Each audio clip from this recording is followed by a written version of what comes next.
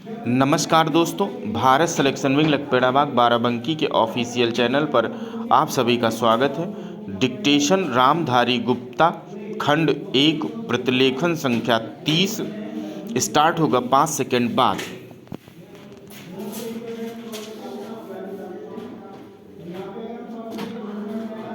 महोदय, प्रशासन का यह कर्तव्य हो जाता है कि वह सतर्क रहे और अधिकारी लोग अपने को निष्पक्ष रखें, किंतु जनता के अंदर एक गिरावट आती जा रही है। वह भी एक देखने की बात है।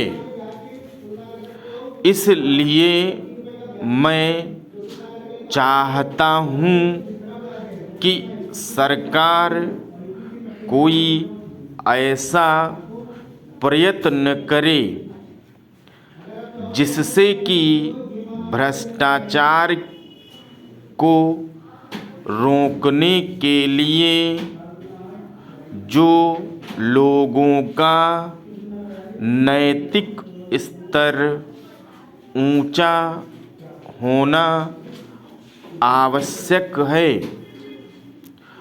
उसको ऊंचा किया जा सके।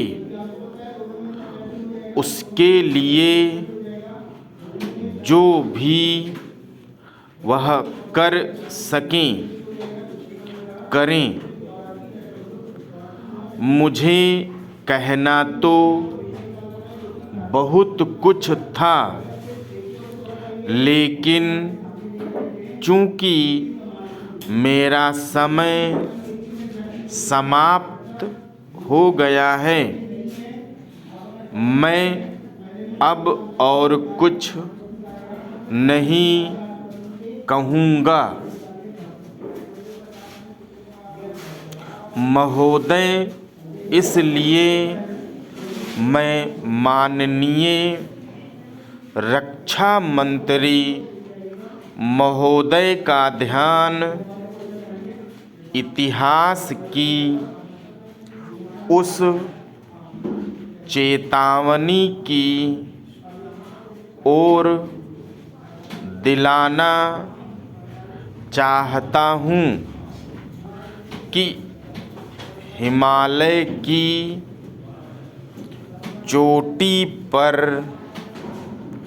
जिसका अधिकार रहा है, उसका गंगा और यमुना के मैदान पर भी अधिकार रहा है। हम इस आशा में नहीं रह सकते कि हम दुश्मन को हिमालय की चोटी से उतरने दें और फिर मैदान में उसका मुकाबला करें। मुझे याद है कि कुछ वर्ष पहले प्रधानमंत्री जी ने बड़ी दृढ़ता के साथ यह कहा था कि हम हिमालय को दहेज के रूप में नहीं देना चाहते और यह नहीं कहना चाहते कि साहब आप टहलते हुए यहाँ आ जाइए। हम नहीं चाहते कि वहाँ पर कोई मुकाबला ही न हो। मैं समझता हूँ कि अगर किसी भी सैनिक अधिकारी के दिमाग में अभी तक यह भावना है कि हम हिमालय की ऊंची चोटियों को छोड़कर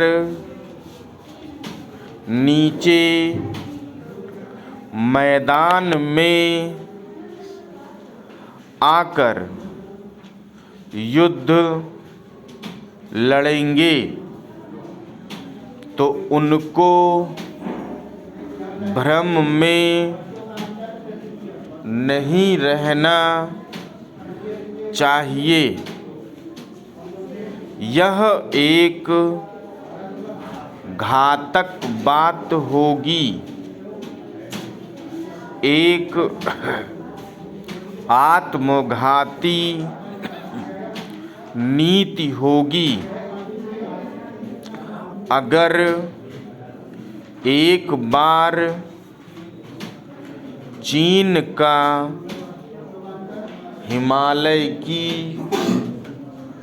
चोटियों पर कब्जा हो गया,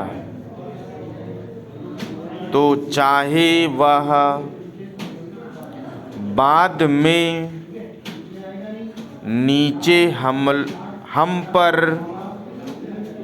हमला न भी करे, किंतु वहाँ से हम उसको कभी नहीं हटा सकेंगे। इसलिए इस संबंध में स्पष्ट निर्णय किया जाना चाहिए। इसके बाद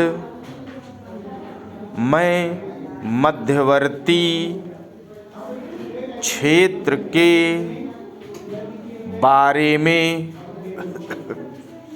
कुछ कहना चाहता हूँ।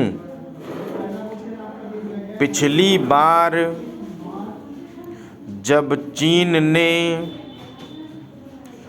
बड़े पैमाने पर आक्रमण किया था,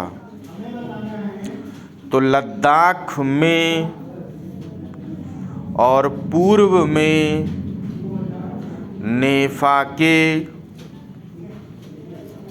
इलाके में किया था। मध्यवर्ती क्षेत्र में मिडिल सेक्टर में लड़ाई नहीं हुई, लेकिन मेरा अपना अनुमान है और बहुत से लोगों को इस बात की आशंका है कि अगर अब कभी चीन ने दोबारा हम पर आक्रमण किया, तो वह मिडिल सेक्टर में करेगा। इसके कारण मालूम पड़ते हैं।